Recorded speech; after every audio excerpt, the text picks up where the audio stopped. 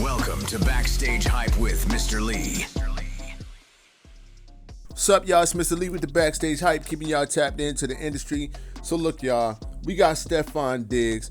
Now, he in a little situation right now with Basketball Wives star Mulan Hernandez. She just hit him with a counter lawsuit saying that he put hands on her last summer out there in Houston, a little domestic violence situation.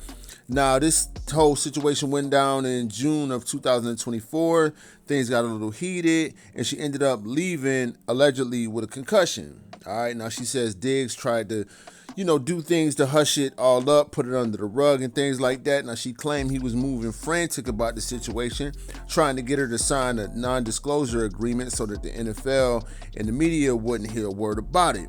All right, he even flew his assistant out there to Houston to try to make the thing official, but Shorty was not having it at all, man. She's suing the boy for somewhere between like $250,000 and $1 million. She's saying she took physical and emotional damages behind the whole ordeal that happened back in June of 2024. So he really tried to sweep it under the rug. And man, anything that has to do with domestic violence, whether you in the wrong, bro, or you not, is just something that you just don't want on your jacket, especially right now. It's a very sensitive, very, very, very sensitive situation, man, especially with Puff and it's real. You don't want to get your name wrapped up in that right now.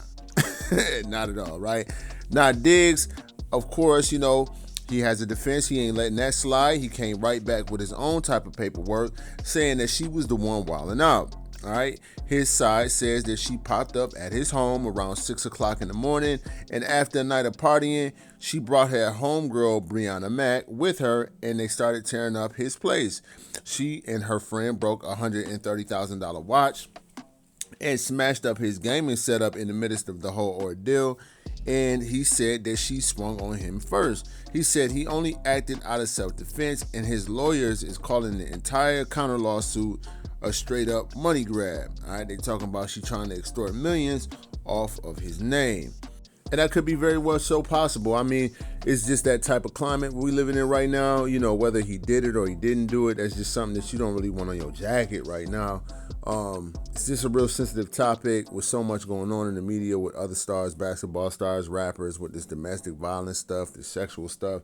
It's getting real crazy, and you just don't want your name attached to that kind of stuff. But hopefully, he'll be able to clear his name. And, he's already going through enough stuff. He got the Cardi B situation. Then I think he got like some, alphabet community allegations on his name. Yeah, he going through it, man. But I guess we'll just have to see. I'll keep y'all posted on this situation, all right? So next up, man, we got Nas, man. Nasir Jones, Nasty Nas. Now, we all know Nas has caught himself a Queens Get the Money moment, right? His Resorts World NYC casino plan just got the green light from the city, a clean 6-0 landslide. And meanwhile, we all know that Jay-Z's casino had got denied, okay? So Nas is been approved for a $5.5 billion expansion in Southwest Queens, 500,000 square feet of new space, a 7,000 seat concert hall, and a sports complex backed by NBA champ Kenny Smith.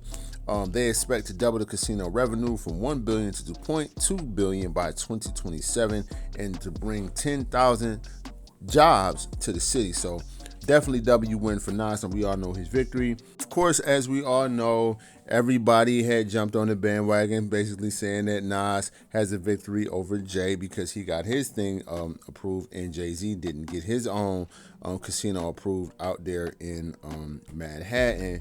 So after the internet went crazy, basically comparing Jay and Nas and the back and forth and stuff like that, bringing up the battle, bringing up the fact that Jay keeps dropping music at the same time as Nas, which Nas also addressed that as well. He was very gentleman-like about that as well. He basically was like, man, maybe it's probably just synergy or something like that, but he didn't really make a big deal about that either.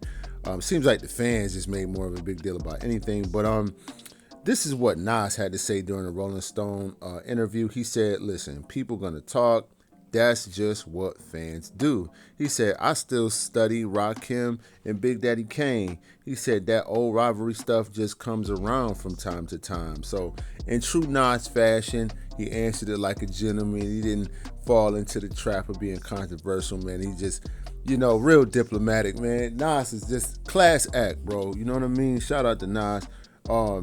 But and we keeping it moving. They're gonna let the memes fly. People gonna be on the internet doing what they do on the internet. It is what it is. But yeah, man. Once the state signs off of his situation, Nas Resorts World project will be open by July 2026.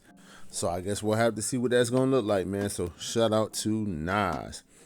And last story, man. Speaking of another Queens native, 50 Cent embraces AI and flips classics. I know a lot of people were against it. But 50 Cent just reminded everybody why he's one of the smartest dudes in music. Now he hopped on Instagram dropping 2 AI generated versions of his old songs, 21 Questions and God Gave Me Style, that's one of my favorite songs off the Massacre. And he flipped them like, they came out the 1960s.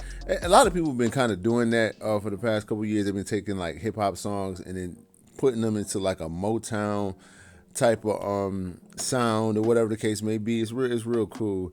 But he posted the classic with, that fifth energy. You know what I mean? He said, man, this is hot. I'm gonna use AI on all my unreleased songs and see what I got for you. Then he spun back with another clip saying, this version lets you see my vision. It's softer. 50 is crazy, man. But I think this whole thing came about after somebody had remade Many Men in the same type of style, and it got real popular. Even Joe Rogan had something to say about it. He was like, it's the best thing he's ever heard. Timbaland jumped in the comments with fire emojis. I ain't gonna front, it was kind of hard. I'm not gonna lie, it was good. It was made in Suno, and of course Timbaland's gonna big it up because he's literally a spokesperson for Suno. But anyway, man, me personally, I'd rather do without it. I mean, I guess it's cool, but nah, it's corny.